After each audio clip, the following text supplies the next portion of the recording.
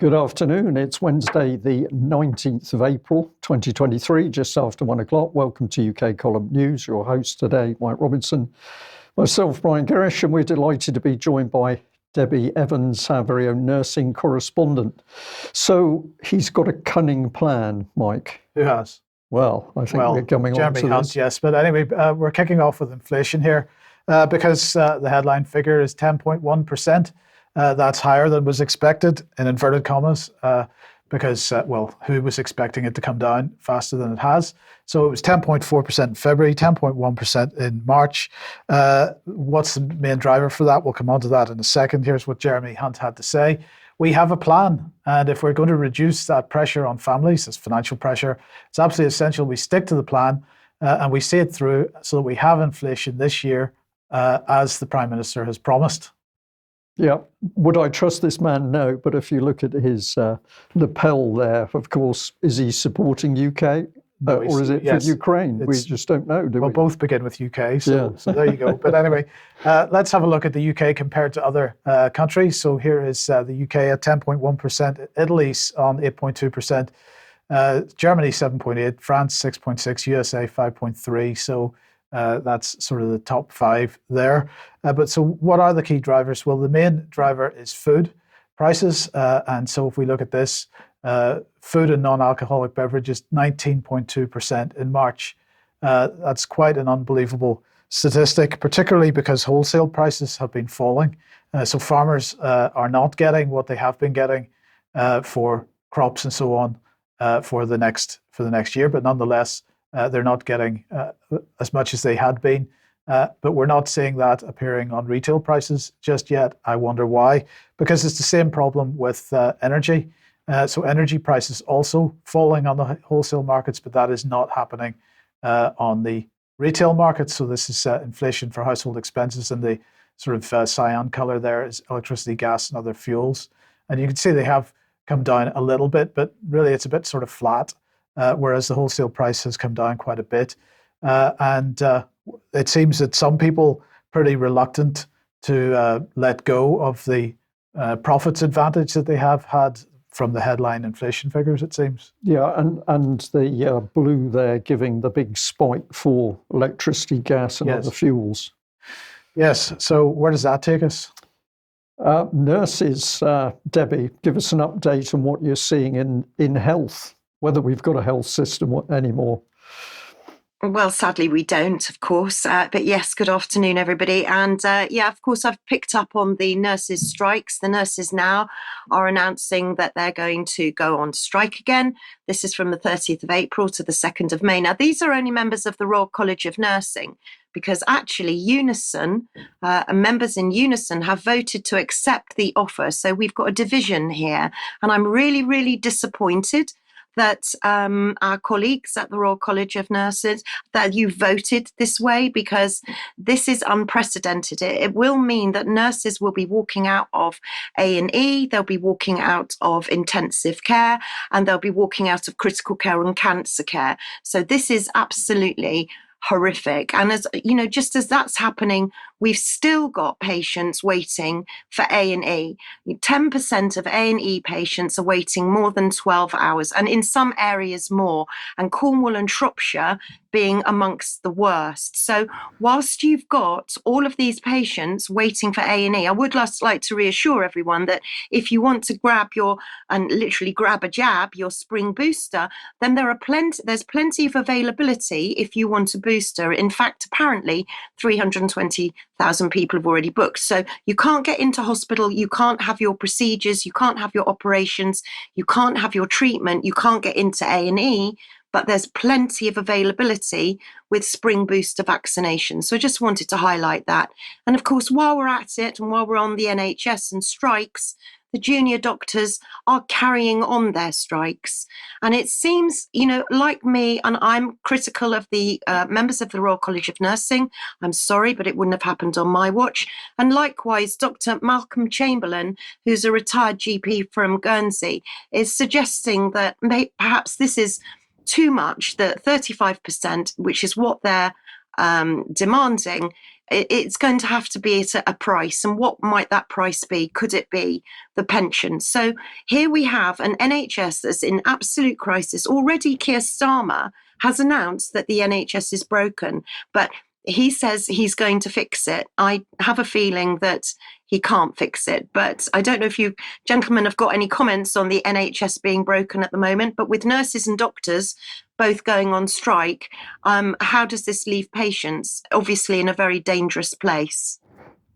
Debbie, certainly agree with that, because patients have simply disappeared out of the consciousness of the NHS, it seems to me. But I want to comment on what we're seeing happen in the NHS, because what comes out to me is that people have been turned against each other. Instead of having medical teams that are all working for the benefit of the patient, we've got senior people, consultants turned against the junior doctors in the NHS. We've got nurses against the doctors. We've got GPs somewhere in the mix. So this is classic. This is a classic plan, in my opinion. How do you just destroy the NHS? You destroy it from the inside, and you turn people against each other. So it's shocking to watch, but this has all been planned for a very long time. This is not accidental decline.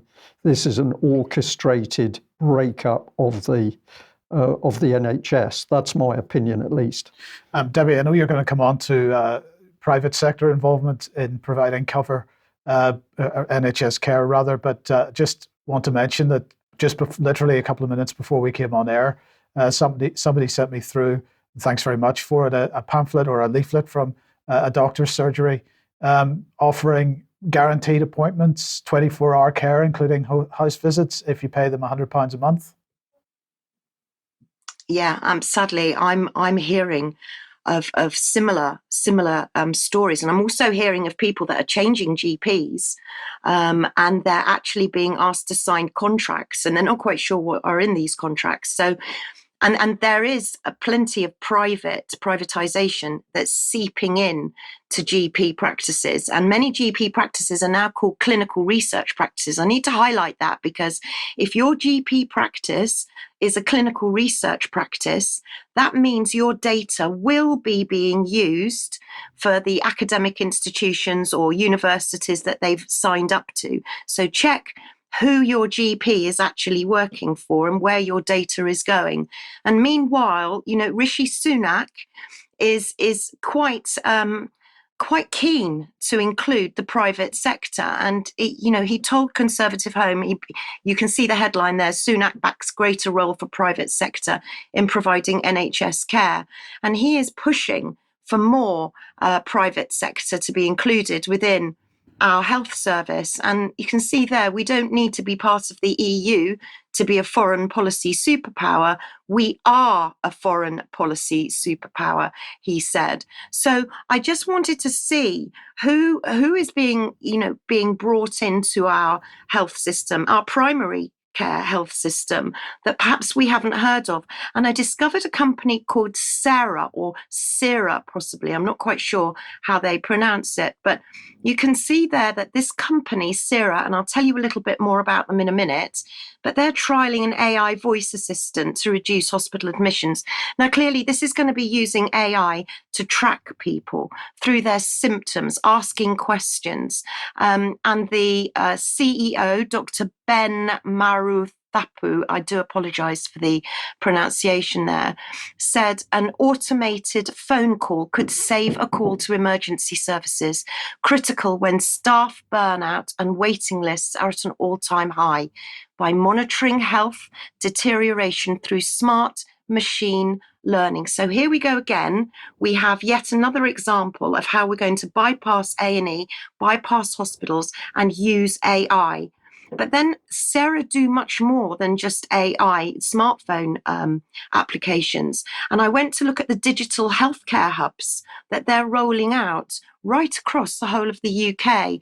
And so it's kind of like, it's called a healthcare startup, but they're going to create 15 digital healthcare hubs across the UK to deliver telehealth and medication services matching the capacity of 1,000 care homes every day. I mean, let that sink in, the capacity of 1,000 care homes every day.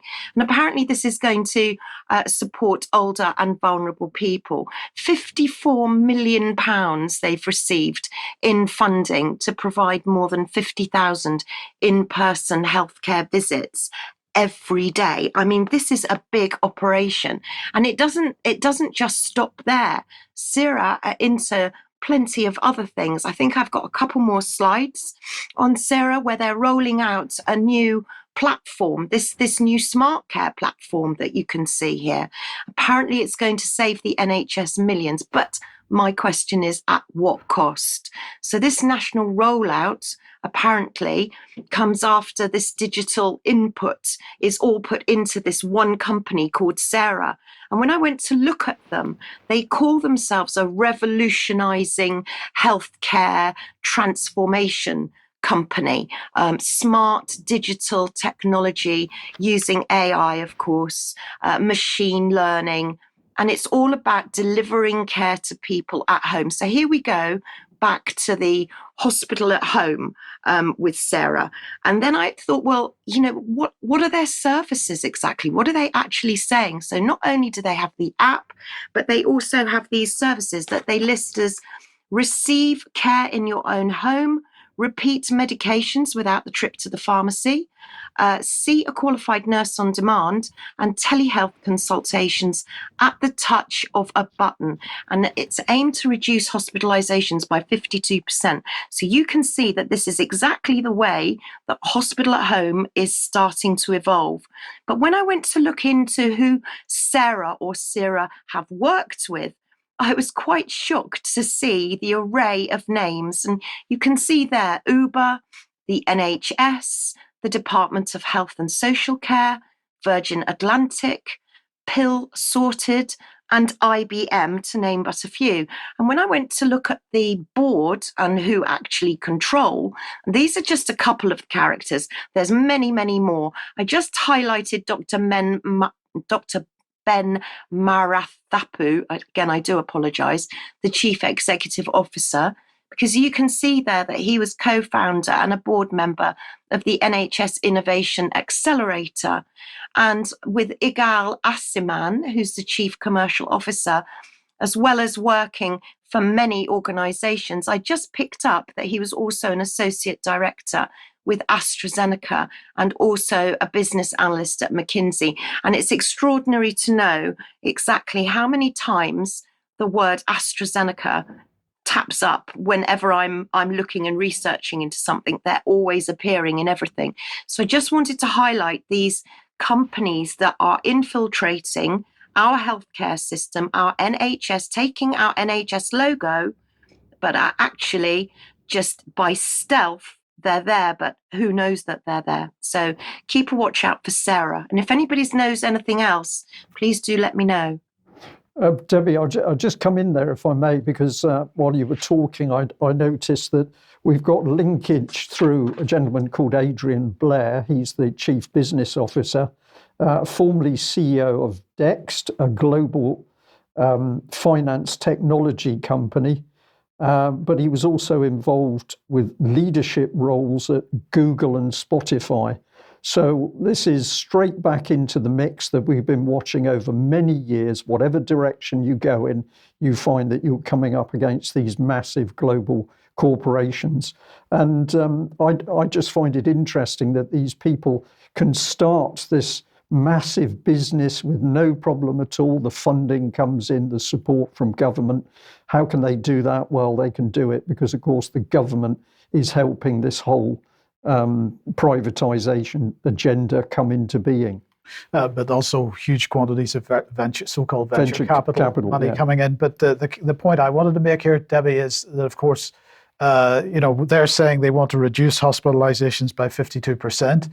Well, increasingly, we're seeing that the only access to healthcare is through this type of technology. And which category or which demographic is the least likely to be willing to engage or able to engage with this technology? That is the elderly. And of course, we're going to reduce 52% of hospitalizations by simply locking them out of any kind of way to get hospital care. Yeah, and we know, and I've spoken to Roy Lilly about this hospital at home. And of course, you're right, it is the vulnerable and it is the disabled and it is the elderly, often those groups that have no access to the internet or can't work or operate, aren't tech savvy. So they don't have any access to it at all. And actually, Roy Lilly, as he said, the cost to teach elderly people, some with dementia, but to teach people how to use this technology and to actually provide every single vulnerable person with an iPad and attached to this artificial intelligence and remote nursing is an absolute nightmare, and it's not possible. And he said right from the word go, it's not going to be possible. However, we can clearly see it being rolled out for just those vulnerable types of people, including our elderly. How is somebody with dementia going to operate this kind of technology? They're not. And you're right, it locks everybody out. Yeah. Thank you for that, Debbie. Well, I'll just add this meme, which actually I came across while I was looking at things to do with Ukraine. So its origin, I believe, is Eastern Europe. For people listening in, I'll describe it. So the first flag we see is the Union Jack, and underneath it, it says, "I need stitches." And then a doctor is saying, "Your appointment is in 43 months. Then we've got the US flag, "I need stitches." And the doctor says your bill will be $67,000. And then we have a Canadian flag and "I need stitches." And the doctor simply says, "Have you considered dying?" And I find it fascinating to see how other people are now looking into the West and what the West is becoming. And they are clearly seeing through the veneer that the Western populations are given. Okay, let's move on to online safety bill and the attack on encryption and the attack on privacy online from the British government. Now, this is Threema, who provide a chat app, amongst other things, and they have, amongst others, issued an open letter to the British government regarding the online safety bill. So let's just have a look at what they're saying here.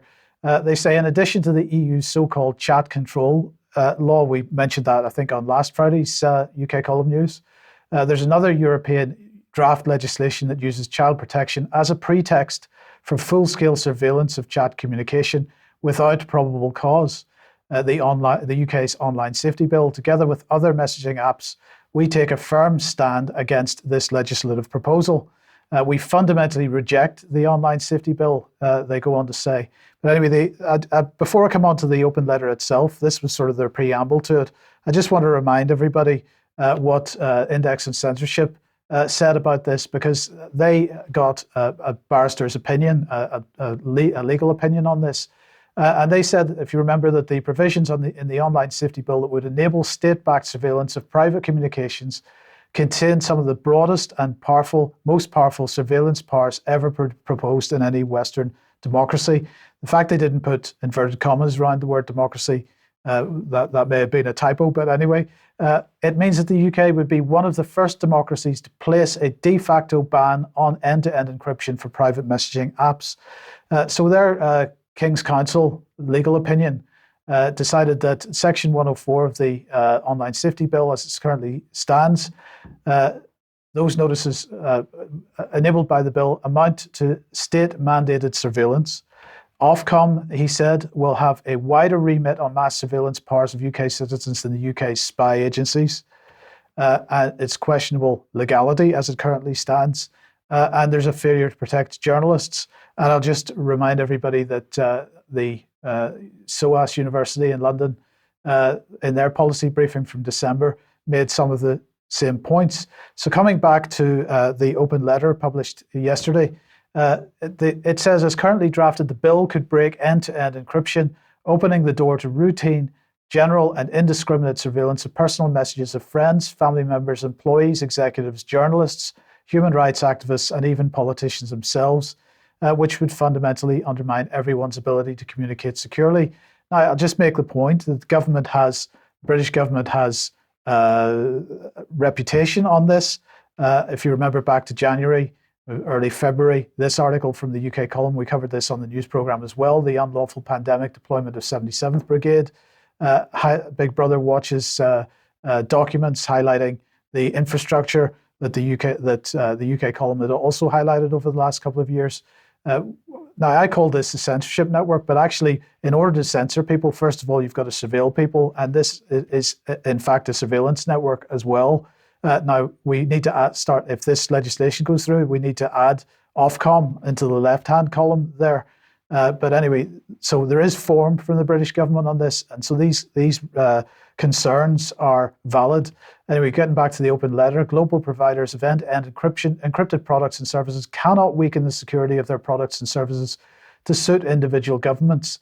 There cannot be a, quote, British internet or a version of end-to-end encryption that is specific to the UK. The UK government must urgently rethink the bill, revising it to encourage companies to offer more privacy and security to its residents, not less. And that's the key point. They go on to say weakening encryption, undermining privacy, and introducing the mass surveillance of people's private communications is not the way forward. And the signatories to this are from Element, from Session, from Signal, from Threema, from Viber, from WhatsApp, and from Wire, all providing end-to-end encrypted messaging apps. I think their concerns are extremely valid. And honestly, if people aren't already campaigning on this issue, they need to be, because this bill, as everybody knows, if they've been watching this programme, is at committee stage in the House of Lords. It'll head back to the Commons in the not too distant future, and then it'll become law, legislation at least, unless it's stopped. Yeah, I'm going to say, for viewers and listeners, this is a dictatorship. It was installing itself by stealth, but now they're in a bit of a rush, and more elements of the plan are coming up to the surface. But it's a dictatorship, there's no question about it. And we've used the term a government of occupation. This seems to fit very well to what we see here in UK. And of course, this same system is installing itself in other Western countries. Okay, if you like what the UK column does and you'd like to support us, please head over to community.ukcolumn.org. Membership would be very welcome, very much needed. You could pick something up at the UK column shop, but please do share any material you find on the various platforms, including ukcolumn.org itself and ukcolumnextracts.co.uk. Okay, thanks for that, Mike. Well, let's have a look at some emails that have come through to the UK column. This one in reference to a conference in Stavanger in Norway. A lady says, Mina says, this is just information about a conference that was held in Norway on the 15th of April, a few days ago. I couldn't attend, but I've watched live stream. So it says, you know the things that are happening more and more in many other countries, and gladly Norway is also slowly getting engaged. So we're saying Norway's waking up as well. The conference was fantastic and very interesting. It states it's 9 hours long, but a lot of it is coffee breaks, lunch breaks, etc. Andrew Bridgen was also a guest speaker, and his part starts 6 hours, 15 minutes and 34 seconds. So this was a thank you for what we're doing from a follower in Norway, but they were also saying that people are now starting to pay attention in Norway itself. I'll just mention that some of the Doctors for COVID Ethics people were there, and well, the feedback on Andrew Bridgen was extremely positive. Excellent, okay. And we've also got this one, which is feedback directly on the Andrew Bridgen interview. So David says, hi, Josie, thank you for your reply. A fantastic interview with Andrew Bridgen yesterday. And quite frankly, the fact he's in the position he is extremely disturbing. The fact he looked to UK column to provide the truth in these matters is testament to the growing awareness of the service UKC provides, particularly a blazing light in these otherwise very dark times. So thank you very much for that, David. I've got another one here. Dear Josie, just to say a big thank you to Brian for his interview with Andrew Bridgen today. It was really helpful. And yes, please come back again. Quite despicable what's been going on and the blatant denial of our MPs across the House. Well done, Andrew. He should be given a medal for standing up for the truth. And that's kind regards, Claire. And this one, a bit more detail. I'm putting it up just to really show that it's here. We'll try and do a little bit more on this, but Simon sent in the fact that he'd actually challenged the BBC about how Andrew Bridgen was being treated. And of course, what came back from the BBC was their dismissal of any concerns. So they're defending Antisocial, a weekly Radio 4 programme that looks at an issue. And it says in the edition broadcast on the 24th of March, we looked at online censorship. As the presenter, Adam Fleming, reflected, some opinions being censored online while others aren't. But the whole point of this was that Andrew Bridgen also took a hit in this programme. But we'll look into this in a little bit more detail for you. I noticed that Simon mentions that Full Fact has been attacking Andrew Bridgen quite a lot. We'll have more on that in a few minutes. So the interview did go out at 1 p.m. yesterday. That video is archived on the front page of the UK Column website at the moment. If you haven't seen it yet, please go and have a look. And then tomorrow at 1 p.m, David Scott will be speaking to Angela Lewis-Wright, who's the interim leader of the Freedom Alliance. So that should be an interesting discussion as well. Excellent. Okay, well, another reminder of the online live stream for AV on smart cities and surveillance agenda. So that's 23rd. And I will be hosting on behalf of the AV team. We've got Pippa King, John Kitts and Mark Anderson, David DeBarn speaking. And I believe we're able to offer a... Yeah, so the AV team have set things up so that UK Column members will get a small discount on that event. So if you have a look on the UK Column forums at the moment, pinned to the top of the list are details of how to access that. And we would just encourage everybody to support this because the real live event that's happening in October, AV13, this will give a little bit of foundation to that. Yes, okay. And let's look at... Right, so we've got this. This is the WHO Pandemic Treaty, Our Fundamental Freedoms at Risk. This is being live streamed tonight, Wednesday the 19th from 5:30 p.m. to 7:30 p.m. I believe that's European time. And it's being live streamed from the European Parliament website. We will have the link to that in the show notes below the video this afternoon. But if you search for the WHO Pandemic Treaty, Our Fundamental Freedoms at Risk, the speakers are Dr. Sylvia Brent, David Bell, Philip Cruz, and Wolfgang Wodarg. Okay, where does that take us? It takes us to Debi. You've got a video clip here, Debi, which you wanted us to play out. Do you want to comment beforehand? Well, do you know what? I'm going to probably allow you to watch it and then perhaps comment. This video only was released a few days ago by Moderna, and it just so happens that I've been doing quite a lot of work into Moderna, so I have quite a lot to say. But I found this very short video really quite shocking. So I'd appreciate your observations and your comments perhaps after you've had a look at it.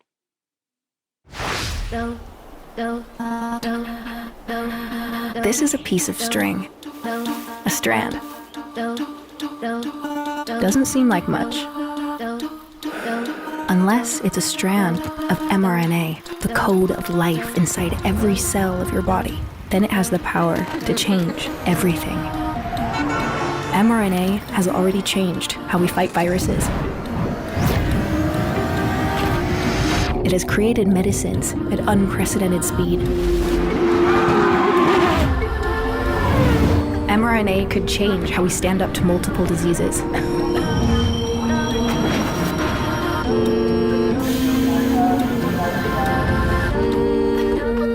From the widespread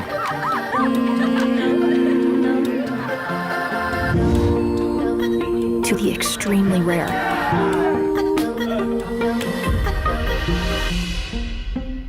It could even individualize how we approach cancer. One strand of mRNA could change life for the better. Everywhere.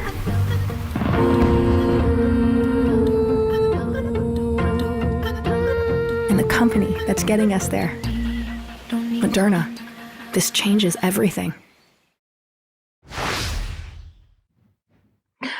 So I've got quite a lot to say about it, but I'd welcome your comments first because I'm simply breathless. mRNA technology is here to stay, and the title of the video was mRNA Age. So the age of mRNA. Do you have any initial comments, gentlemen? Well, my initial comment would be the comment in the video that mRNA will change life for the better.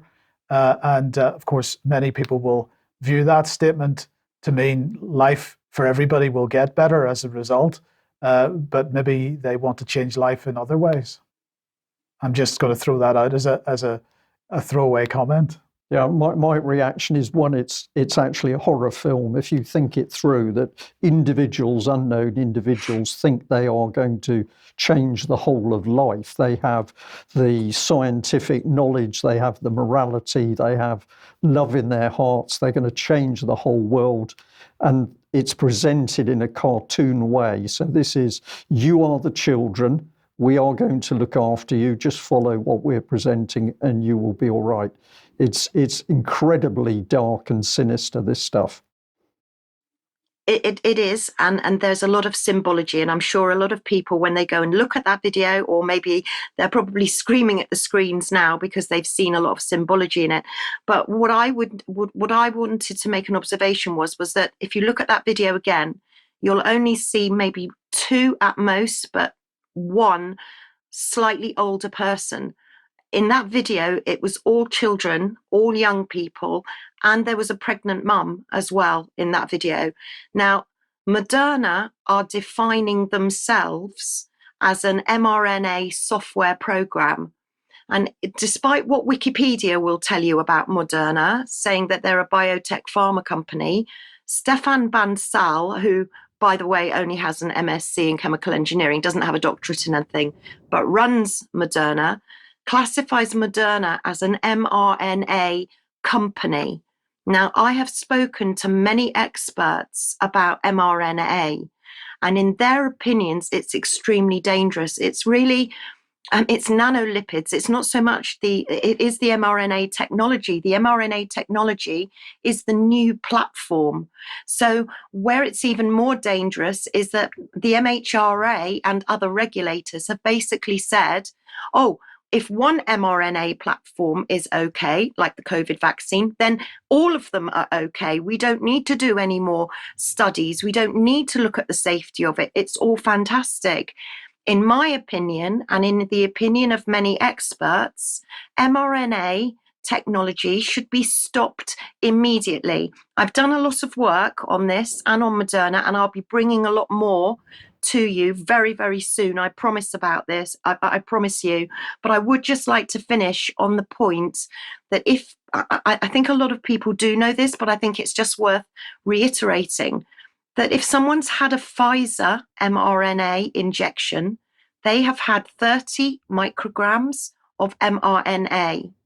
If they've had a Moderna COVID-19 injection, they have had 100 micrograms of mRNA. So that's 3 Pfizers and a little bit more in one Moderna. So I've been looking very closely at dose. And again, I'll bring you more on that later. But that little Moderna video, I believe, is very significant. And please, everybody in the UK, remember that Moderna are building, as we speak, a massive, great manufacturing facility in Oxfordshire in order that the UK will become a living laboratory for mRNA. And again, there'll be more on that in the very near future. Okay, thanks, Debbie. And just to finish off the ad section, here is Not Our War, Keep Us Out. Saturday the 22nd, this coming Saturday, 12 p.m. Trafalgar Square. Encourage everybody to go to that. Now, unfortunately, for various reasons, Patrick is no longer able to attend that. So Patrick Henderson will not be speaking at that event, but everybody should go to that anyway. And then finally, just a reminder, referendum on ending the government's economically costly Ukraine-Russia policies. This has only had 4,500 signatures so far. Everybody should be signing. I know we don't like petitions necessarily, but everybody should be signing this because at the very least it makes views known. Yeah. Right, where does that take us? Oh yes, a quick correction. I do apologize to everybody. My video of from the Sudan segment on Monday's program included some footage which was not genuine. So I just wanted to make the point, though, that the Sudanese paramilitary group, the Rapid Support Forces, had claimed to be shooting down helicopters. But the video was incorrect. So I do apologize for that. But I'll just make this point. Yesterday, James Cleverly, the Foreign Secretary, was at the G7 Foreign Ministers meeting with Anthony Blinken. And of course, they're condemning what's going on in Sudan at the moment, despite the fact that, well, many questions need to be asked about how much Conflict Stability and Security Fund money has contributed to the situation there at the moment. But Blinken pushed this out on Twitter yesterday, saying, in today's G7 sessions, we discussed the risk of unsustainable debt in Africa, Wagner's nefarious influence in Africa, and the importance of supporting partners in reaching sustained peace. We agreed that a nuclear war cannot be won and must never be fought, is how he ended the tweet. But on Monday's program, I was certainly asking the question, did this situation in Sudan kick off because the Sudanese government had decided to permit the Russian naval fleet to be based in Sudan port? And certainly Blinken gives us a hint there because they are clearly extremely concerned about Wagner Group and their activities in that part of the world. Yeah, and of course we reported many years ago on the fact that Africa was going to increasingly become an interest for the European Union and its power base. And of course, the Americans are going to be in there because they wouldn't want anybody else to be in there first. Well, let's have a look at what's happening in Ukraine. And I have a section of video here. I do not know who has produced this video. If anybody watching recognises it and can let me know, then we will give full credit to the individual that's produced it. However, it does provide a very easy to understand time clip of how the Russians approach their battle for Bakhmut. And let's play it. And it has got a narration to it, so you can listen in at the same time. But for anybody who thinks that the fighting out in Ukraine has sort of stagnated and those Russians don't know what they're doing, just have a look at this little clip.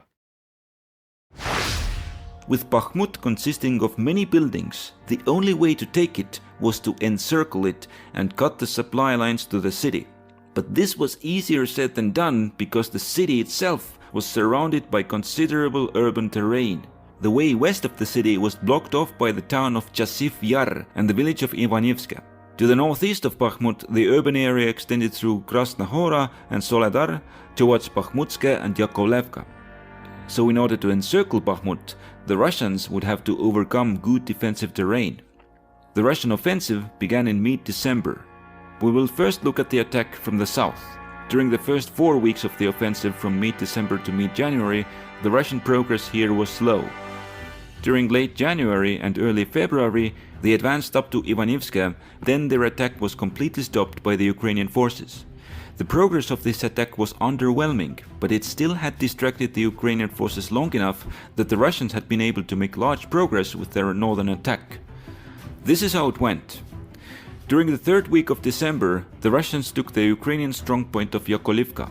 During the last part of the month, they expanded their positions and also assaulted Bakhmutska, which fell to them during the first week of January.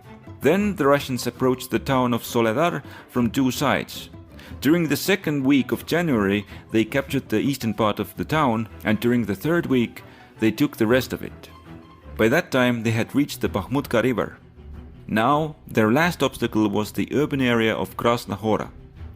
In the last part of January, the Russians crossed the Bakhmutka river near Soledar and occupied the heights overlooking Krasna Hora. During the first week of February, they moved out to outflank the Krasna Hora position, and by the third week of the month had captured it. This made the Ukrainians retreat from the eastern part of Bakhmut to shorten their defensive line. Then the Russians seemed to advance west in an attempt to cut off the Ukrainian supply lines into Bakhmut. During the rest of February, they made these gains. During the first week of March, they advanced some more. But it seems like then their focus was changed to attacking Bakhmut directly. During the second week of March, they gained this territory, and this is what the front line looks like at the end of the fourth week of March, around the time of this video being finished. So a very clear little video there, which really gives you some idea of the scale of the fighting on both sides, but also the Russians' approach to what they're doing. So the West comments that Russia is incompetent on the battlefield. They're fighting with spades. They don't know what they're doing. Clearly, this was very well thought out approach on the battlefield. But where does it take us? It takes us to the fact that the Russians at the moment are still very happy that the Ukrainians are throwing more and more resources into the remnants of the occupied territory inside Bakhmut. And if we can bring this slide up on screen, where we can see here a mass of Ukrainian military flags or markers showing the units in the last part of the city. Reports now are pretty unified on saying that the Ukrainians have brought about 100,000 troops into the Bakhmut conflict. That doesn't mean to say they've all been brought into the city. They've been brought into the city and surrounding areas to form a second line of defence, but with no air cover, no missile systems, anti-air missile systems left of their own. The Ukrainian troops are now vulnerable to Russian air attack, and the Russians are using some very large-scale airdrop bombs, which means that the slaughter is now increasing. If we just bring in this inset map here, this actually shows the remaining portion for Ukraine. That's in the yellowy-green colour on the left. And essentially, Ukraine holds about 10% of the city, with a remaining 8%, which is still no man's land in the west. But the fighting still goes on at a time when all nations, we believe, should be calling for a ceasefire to stop the slaughter and the carnage. And if we go to the other fortified town, this is Avdiivka. This is the second most important stronghold after Bakhmut, and it's the area from which the Ukrainians have consistently shelled Donetsk and civilian targets. Well, this is also surrounded by the Russians, if we just bring in some markers to show what's actually going on here. But of course, the other thing, as this horrible battle continues, so does the Ukrainian shelling of largely civilian areas inside the Russian-controlled territory. And over the weekend, which was the Orthodox Easter weekend, for whatever reason, Ukraine was shelling, rocketing churches as well as other civilian infrastructure. So truly horrible. And the casualties that it would appear that the Ukrainians are now prepared to admit to the Americans are 257,000. And that would mean, if it's correct, many think it's still an underestimate, that there's going to be at least five times that number of wounded men. So men with severe injuries for life or minor wounds. We're getting close to 1 million. So this is the devastation of Ukraine. And of course, it can only have happened with the full connivance and support of the West and the arms that the US, UK, NATO and the European Union are pouring in. Meanwhile, let's have a look at how the BBC is approaching life. And I've said this many times, so I laugh at myself. Each time I think the BBC has done it, they come up with something better. So here's the headline: Ukraine war, the Russian ships accused of North Sea sabotage. But the headline is, this is the Ukraine war. So what's really going on here? This is an attack on the public mind.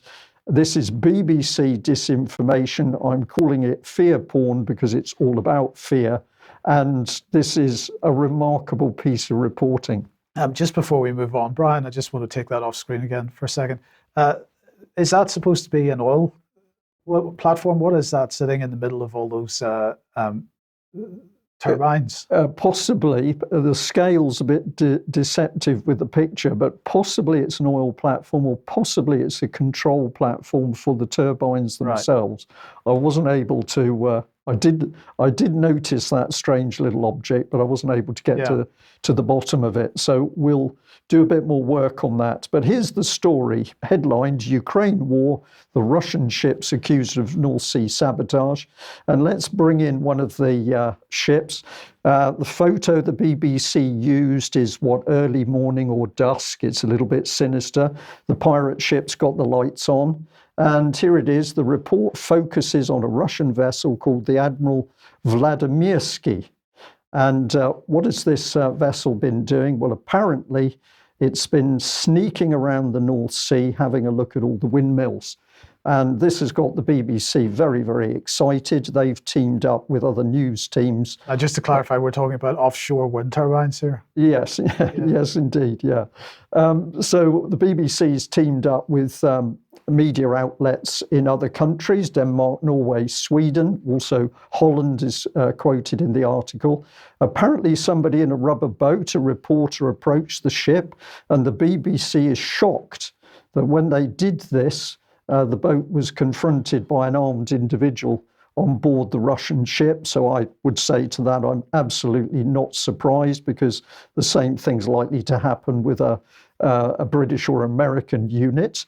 And let's put in the title from the whole saga here. This is the BBC. This is now Putin's shadow war. So it's all very sinister stuff. This is the journalist, Gordon Carrera.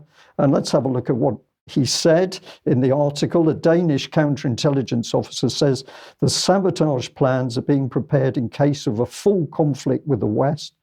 Well, the head of Norwegian intelligence told the broadcasters, that's the group, the program was considered highly important for Russia and was controlled directly from Moscow. Do you get the passion in there? Yes, but told the broadcasters, that's the group. So this is the rapid response mechanism at work. We decide what our narrative is. It becomes a common narrative across all broadcasters in the G7, and away we go. Away we go. Thank you for that, Mike. So let's pop in this, because I can say with confidence here that both NATO, the US, NATO, UK and Russia have had sabotage plans in place during the Cold War. And since those days, Gordon Carrera, there is nothing new here. So this is just regurgitating something for to spin a line. The broadcasters say they've analysed intercepted Russian communications, which indicate so-called ghost ships sailing in Nordic waters, which have turned off the transmitters so as not to reveal their locations. This could have been written from the mind of a 14-year-old who wanted to do a little bit of a spooky spy story, but it's nonsense. Are we really saying that broadcasters have analysed Russian communications? Were the military and intel services not capable of this? Or I'm going to suggest it's more likely that BBC monitoring, which is an arm of British intelligence, would have been at work here. So this is a beautifully spun story. Let's carry on through. The report focuses on the Russian vessel called Admiral Vladimirsky. Officially, this is an expeditionary oceanographic ship or underwater research vessel, but the report alleges that it is in fact a Russian spy ship. Again, there's nothing new here. This is Cold War routine, which has continued since the Cold War. Any vessel getting near the coast of Russia would be used by the Americans and the British to spy. That's the nature of the game.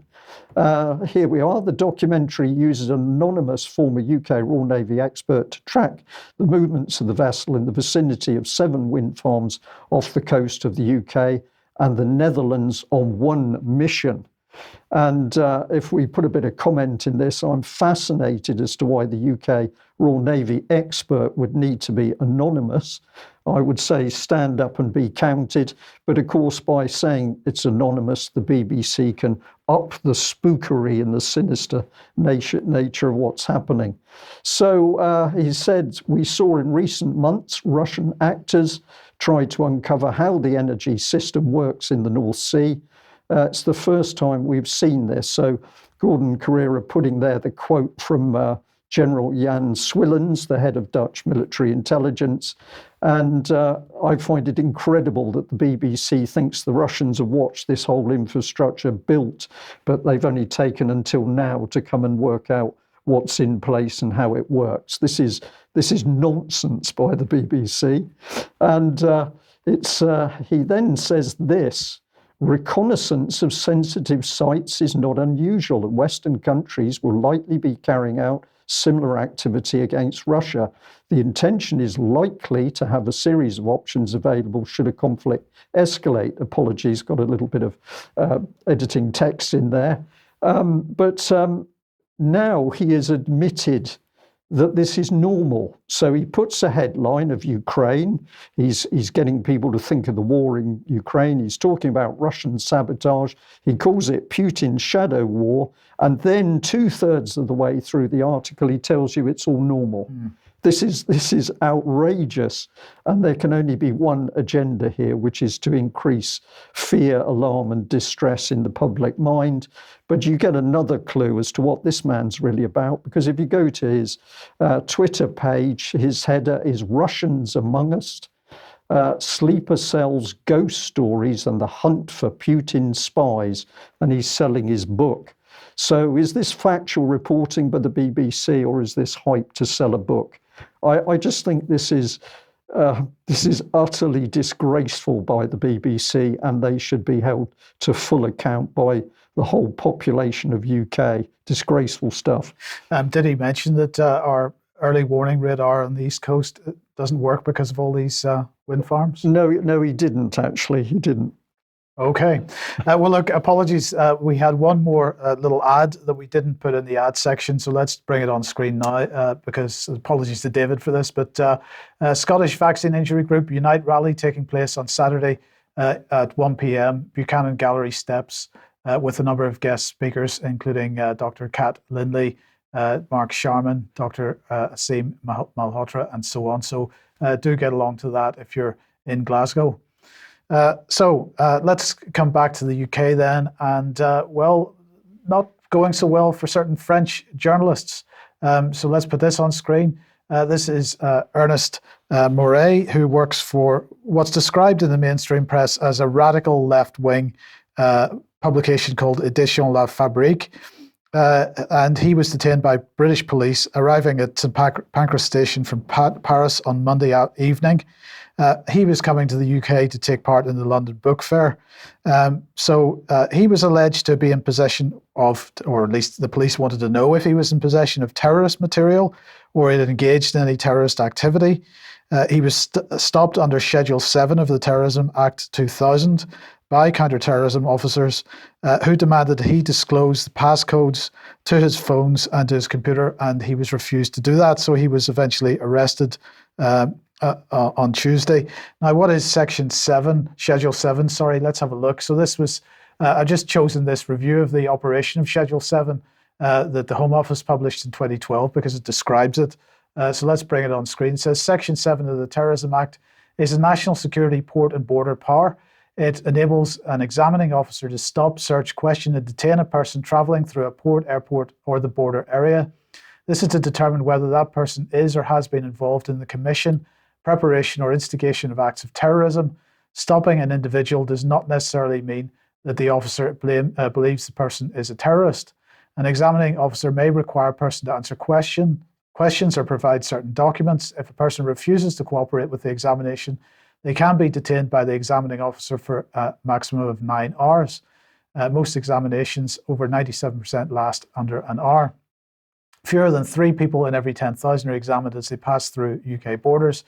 An examining officer may also search a person or anything they have with them. A failure to comply with requests made by the examining officer may be considered an offence under the Act. So anyway, he was held for 6 hours eventually, and then was released on bail. Now, this, of course, is very similar to what happened to Vanessa Beeley the last time she came to the UK. She was also held for 6 hours, and they also attempted to get access to phones and so on. But in this case, he refused to give any information. And of course, you have no right to remain silent under those circumstances in this country. Here's a statement from the publication itself on the arrest of Ernest Moret. The police officer claimed that Ernest had participated in demonstrations in France as a justification for this act. So in other words, he was stopped by the anti-terrorism police because he took part in the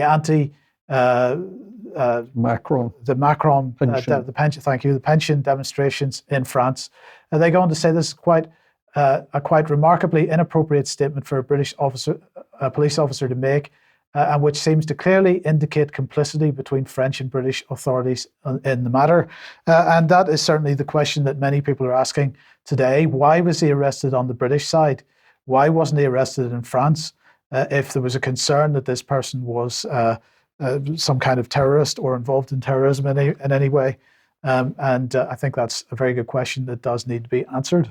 Yeah, but of course the collusion between the police and the security services, both sides of the border, is absolute, unless, of course, you're going to come in as an illegal immigrant, in which case they seem unable to secure the borders. So we've got another angle to examine this one on, Mike.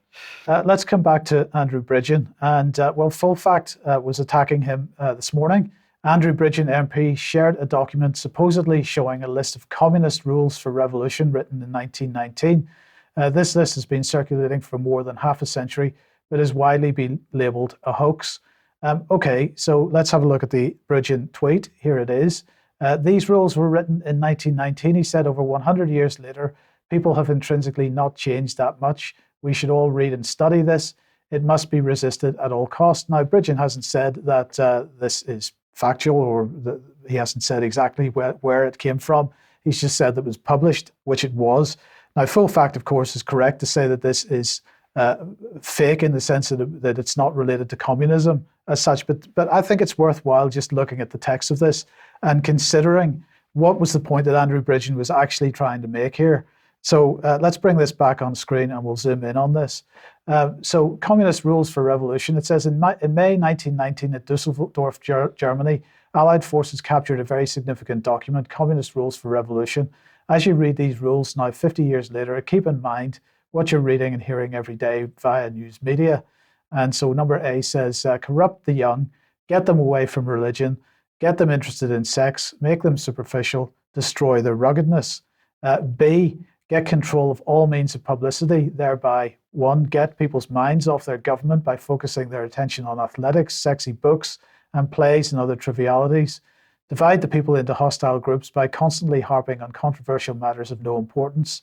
Destroy the people's faith in their natural leaders by holding the latter up for contempt, ridicule, and so on. Always preach true democracy, but seize power as fast and ruthlessly as possible. By encouraging governmental extravagance, destroy the credit, produce fear of inflation with rising prices and general discontent. Promote unnecessary strikes in vital industries, encourage civil disorders, and foster a lenient and soft attitude on the part of government towards such disorders. And finally, number 7, by specious argument, cause the breakdown of all moral values, honesty and sobriety. And number C, then, cause the registration of all firearms in some pretext with a view to confiscating them and leaving the population hapless. So I'm going to say, I don't think it matters the genuineness of this document. I think what matters is the content of this document. And so Full Fact, by attacking Andrew Bridgen in this way, is trying to distract from the content of this document. And I think his point is absolutely valid. People should be reading this document, considering what it says, comparing it to what's going on in the world today, and really having a serious discussion asking how about that's it. come about. Yes. Yeah. Okay, are we back to Debi? Yes, by all means. All eyes on the WHO. And, referring back to Andrew Bridgen, I would just like to say that if anybody doesn't know, Andrew Bridgen was speaking at, I believe it was a select committee yesterday on pandemic preparedness and the WHO. And if anybody wants to go and watch that, it's on his YouTube and it's also on his Twitter. But it was very, very powerful. And I was very impressed. But that said, we're all looking at the WHO and the Pandemic Preparedness Treaty. And of course, Mark Anderson and James Roguski have been doing a lot of reporting. I interviewed James Roguski with regards to that. And we've also featured the UK petition. But whilst we're looking at the WHO, let's just cast our eyes back to the United Nations. It doesn't take long before you suddenly see that the New American only a few days ago published this article which says that the United Nations seeks to strengthen global governance during emergencies, which always sounds rather suspicious. When you read on, it says the United Nations released a policy brief last month proposing an emergency platform or set of protocols that would automatically activated in response to global shocks such as future pandemic, an economic crisis, or even an outer space event that creates severe worldwide disruptions. Now, this whole announcement was made from, and I'll maybe throw it back to Brian in a minute for this, because the policy document that it came from is called Our Common Agenda. And this is a document that's entitled Strengthening the International Response to Complex Global Shocks, an Emergency Platform. So this common agenda was only published in March 2023, and it's basically discussing how to deal with global shocks. So what actually constitutes a global shock? I had a little bit more of a look into this document, and I've just snatched a couple of slides to show you that the diagram on the left is the complex global shocks. So those include major climatic events, future pandemic risks, events involving biological agents, disruption to global flows of goods or people, cyberspace digital connectivity disruption, major event in outer space, an unforeseen black swan event. So those are the complex global shocks that perhaps we're all to prepare for. And then on the right, you can see the principles of the emergency platform and what the emergency platform actually does. So you can see there that it's meant to strengthen coordination, be flexible and agile, inclusive and multi-stakeholder. And this document is very in-depth. And when I found, there's another diagram that I'll highlight too, which talks about the impact. So what is the impact of global shocks on, of course, the sustainable development goals? It all comes back to those. And here we've got, and I'm sorry they're not quite pasted in order, but you've got 17 points there of shocks, and some of them, just to highlight, you can freeze the screen and maybe look at them in more depth, but some of them are zero hunger, quality education, gender equality, reduced inequalities, climate action, life on land, peace, justice, strong institutions. So these are all the things that are being highlighted in this document. And I just wanted people to know that the United Nations quite clearly are preparing for every eventuality, including pandemics. So whilst many people have their eyes quite rightly on the WHO, perhaps we might like to just keep our eyes firmly on the UN as well.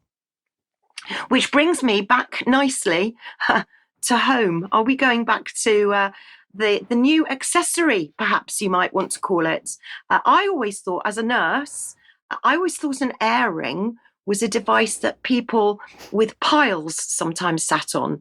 But no, apparently not. The new air ring is the latest must-have. Now, shockingly, I showed this to a few young people and they were wowed by it. They thought it was amazing. It looked pretty. It's called Elegant, and it's meant to deliver purified air to the wearer.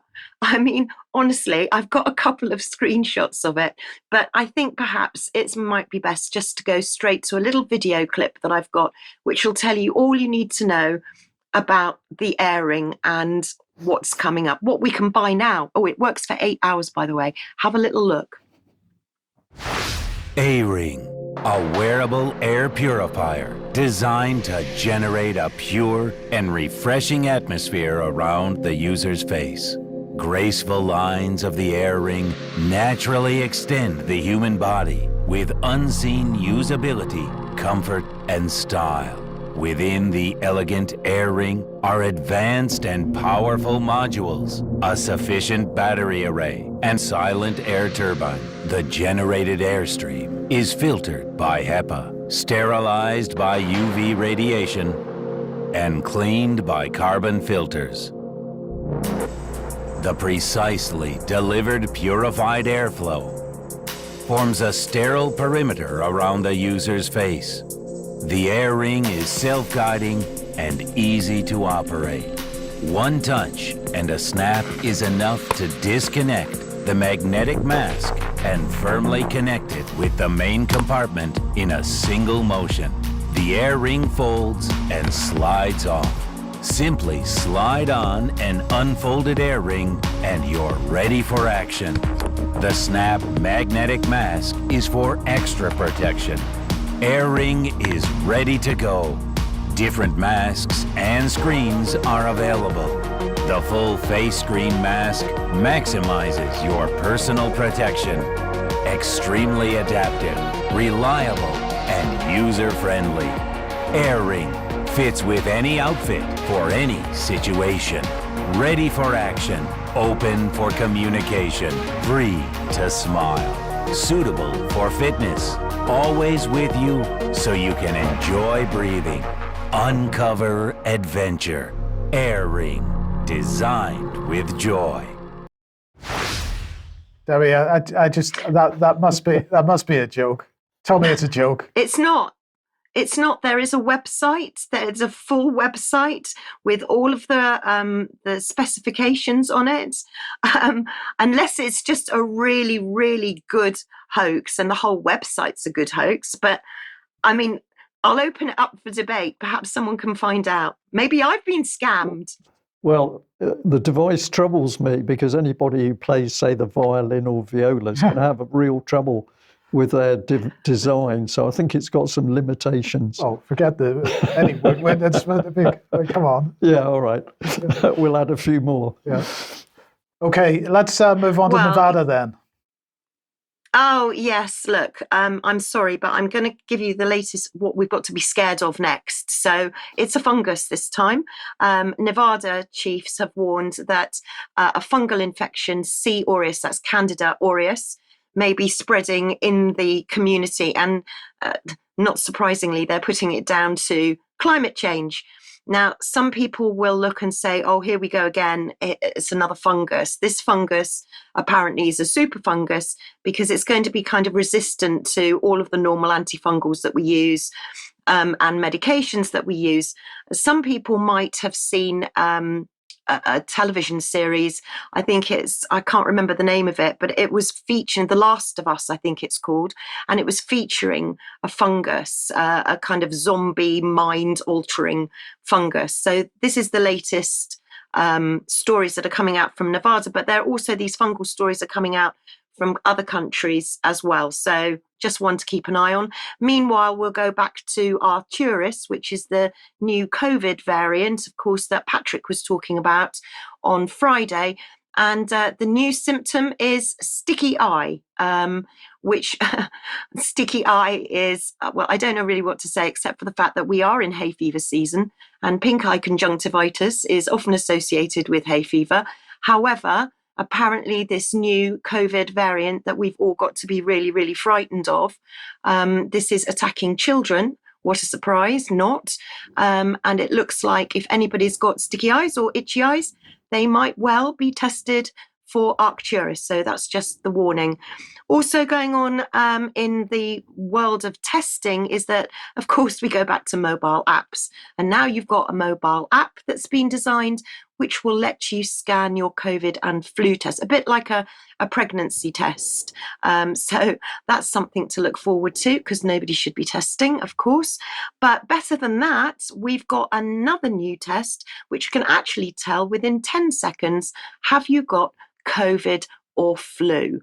I mean, this is absolutely insane, but when you look at it in more depth, you can see that it gets a little bit more sinister because this is a sensor And I've shown a picture of this little sensor. There it is. And it's made of a single atom thick nanomaterial. Every time I hear the word nano or anything associated with nanomaterial or nanotechnology, I flinch. So this is made of graphene using a single layer of carbon atoms arranged in a hexagonal lattice pattern. Its thinness makes it highly sensitive to any electrical changes in the environment, giving it the ability to differentiate between COVID and flu. Be very grateful for some comments on that, if anybody's got any comments on that. But finally, at the end of this one segment for mine, I just wanted to highlight that Paxlovid are moving closer, at least, to a full FDA approval. And we've talked many times about Paxlovid from Pfizer and the dangers, and June Rain was talking about the serious adverse reactions, and they're very serious. So the fact that this drug is moving closer to a full FDA approval is terrifying. But on the flip side, I would like to just thank Cheryl Granger very quickly for letting me know today that the FDA are actually no longer authorizing the monovalent vaccine in Pfizer or Moderna in the USA. And the authorization has been removed completely. That's not to say that's good in one way, because in another way, what they've done is tried to simplify the system by only authorizing the bivalent. So now it's only the bivalent vaccine that's available and authorized in the USA by the FDA. Well, what do we say? Well, you said the key bit, that fear, and more fear is the agenda, and of course, seeing through that fear is a big part of standing up against what's coming through. Now we're going to finish back on the subject of Ukraine, but this was an astonishing little report from the Atlantic Council about Zelensky, and here's the headline: Zelensky wants Ukraine to be a big Israel. Here's the roadmap. So think about the carnage on the battlefield to date, the huge number of men and women who are dying on the battlefields out there. But apparently where Zelensky is heading is to create a new big Israel. Now, in this Atlantic Council article, it links through to Haaretz, and this is the Haaretz headline. Zelensky says post-war Ukraine will emulate Israel. It won't be liberal, European. Soldiers in cinemas, supermarkets, and people with weapons is Ukraine's future, Zelensky tells reporters, as the country's leaders begin to imagine what a precariously post-war Ukraine might look like. So this is very, very dark stuff. I can't give you more from Haaretz because it was goes behind a paywall. But if we jump back to what was actually said, I see the future for Ukraine as a big Israel. That was Zelensky. Apologies that's not at the bottom of the slide. Gone are hopes for an absolutely liberal state, replaced by the likely reality of armed defence forces patrolling movie theatres and supermarkets. I'm confident that our security will be the number one issue over the next 10 years. So this is quite an incredible statement. What exactly is being built in Ukraine? Is this simply out the head of Zelensky, or is this out of the head of US, UK and NATO sources? So if we have a look at detail at the Atlantic Council, what are the big ideas for Zelensky to consider? Security first. Every Israeli government promises first and foremost that it will deliver security, and it knows it will be judged on this pledge. Ordinary citizens, not just politicians, pay close attention to security threats, both across borders and from internal sources. And many of the public are going to choose who they elect by this metric alone. So you're going to vote for security, which I think many people would say is actually violence. The whole population plays a role. The Israeli model goes further than Zelensky's vision of security services deployed to civilian spaces. Most young Israeli adults serve in the military, and many are employed in security-related professions following their service. A common purpose unites the citizenry, making them ready to endure shared sacrifice. So this is giving us a picture of something that's really quite incredible in my mind. Zelensky is putting forward that Ukraine is going to stay a militarized state, is what we're being shown here. Self-defense is the only way. If there's any single principle that animates Israel's security doctrine, it's that Israel will defend itself by itself and rely on no other country to fight its battles. The tragedies of Jewish history have embedded that lesson deep in the nation's soul. Ukraine's own trauma, forced to fight alone against a larger aggressor, reinforces a similar conclusion. Don't depend on the guarantees of others.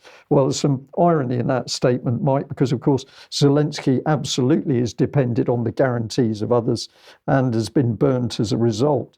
It says maintain active defence partnerships. Self-defence doesn't mean isolation. And it says that Ukraine will probably not join NATO anytime soon, but it can deepen security partnerships with alliance members and receive aid, weaponry, intelligence, and training to bolster its self-defense.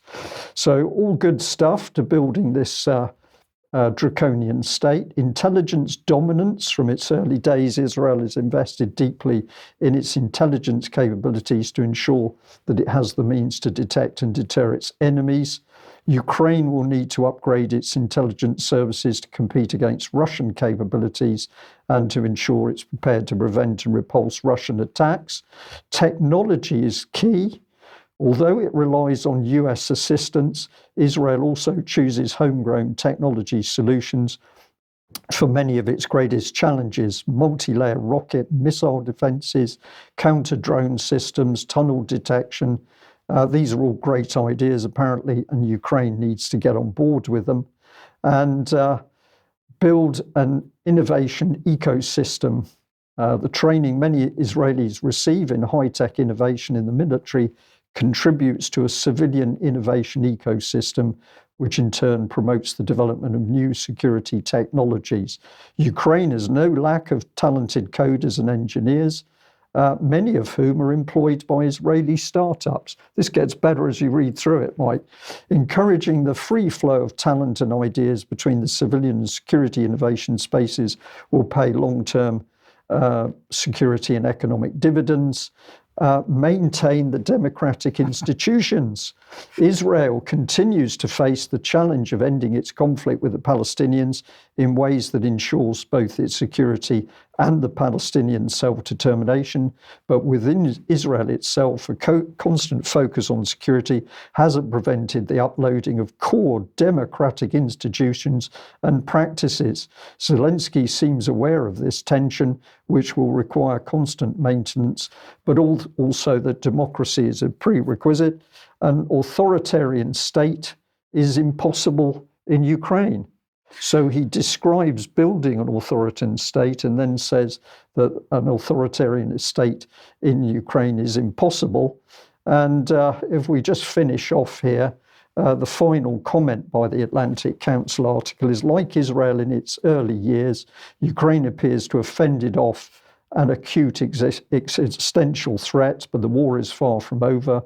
By adapting their country's mindset to mirror aspects of Israel's approach to chronic security challenges, Ukrainian officials can tackle critical national security challenges with confidence and build a similarly resilient state. My comment on this is become more like Israel. That'll give us love and peace, and that's going to be assured in Ukraine and Eastern Europe as it is in the Middle East around Israel. Or am I being too cynical? Yes, no. I mean, I don't really know where to start with that. There's so much could be unpacked in that little... Well, we'll take a bit of time in future news to do that. But I just wanted to end by bringing this one, because, of course, when Israel says it stands alone in the first instance, well, here's USA facts. How much military aid does the US give to Israel? The United States approved over 3.8 billion in foreign assistance to Israel in 2019, the most recent year of complete data. About 8.5 million of that aid went to the economy. The remainder to the 8.5 million of that aid went towards the economy, and the remainder went to the Israeli military. This is part of the 10-year, 38 billion memorandum of understanding signed in 2016. It's the third agreement of its kind, following two signed during the George W. Bush and Clinton administration. So basically 38 billion pumped in by the US for war, and that's what they've achieved consistently around Israel in that time. And we are saying we're going to use this as the model for Ukraine. Yeah. It is in your face what is being done at the moment. We'll leave that segment there. Okay, let's end with a couple of memes, Debbie. Yes, these are self-explanatory, really. Here we have the tree of liberty, and liberty is being starved and is getting very thirsty, I think. So I think it's all time we stood up and rose up and stood strong, because things are definitely seem to be accelerating. And then their current world population, 8 billion. I don't know how to actually say that, but it's over 8 billion. 8 billion. Go on. No, go on, Brian. I'll let you do it. Well, the point is that both numbers are the same. So current world population Exactly. and people born from women are the same number, and people born from men is 0. Yeah, feel free to fact check. I mean, it's really that simple. And I would also just like to, before you go to the final two memes, just very quickly put out a bit of a plea for anybody who's like me, not very tech savvy. The emergency alerts are going to be this Sunday, so St. George's Day, and Rishi Sunak is very keen that nobody switches off their phone for these emergency alerts. However, I personally have switched it off, but I needed help in the settings on my phone. So if you do have people that are vulnerable or elderly and maybe do have a phone and don't know that this alert's going out at 3:00 on Sunday, perhaps you would warn them, or maybe ask them if they want the alert to be switched off. So that's this Sunday at 3:00, St. George's Day, emergency alerts on your phone. Yeah, and that Debbie, just took me to my... Well, Sorry. I'm just going to say we've mentioned the emergency alerts a couple of times, including last Friday. We're going to mention it again this Friday, and we do have a couple of graphics that show how to switch it off.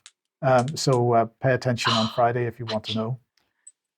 Oh, absolutely! Thank you so much for that. Imagine that Yeah, we're going to share the knowledge of how to switch off the government. Can you imagine if this was done on a bigger scale? You simply press the button, and that's the whole of the UK government switched off. We could leave a bit of the civil service running, but we could get back to running our lives in a peaceful, organised way. I think you must do more work on that, Mike. Yeah. Okay. Right. Okay. Okay. Just to end. Actually, those screenshots I will be forwarding to everybody via Twitter and everyone. So get those screenshots that Mike's going to get ready for us. Yeah. Okay. So let's end with this. Yes. Well, I remember when a boy going into the girls' locker room was a crime, not a right.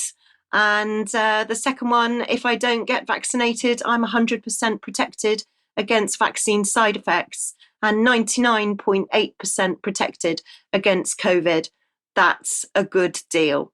Let that sink in. Okay. All right. We will end there. Thank you very much to our audience for joining us wherever you are in the world. And it is really encouraging to see that alongside our UK audience, we've definitely got a growing overseas audience. So we'll say today, welcome to Norway. But it's really great to get the emails in from you, information and thanks. And also we are very interested in hearing more about what's happening in countries overseas, if you can provide that information. Back in a couple of minutes for some extra. Bye-bye.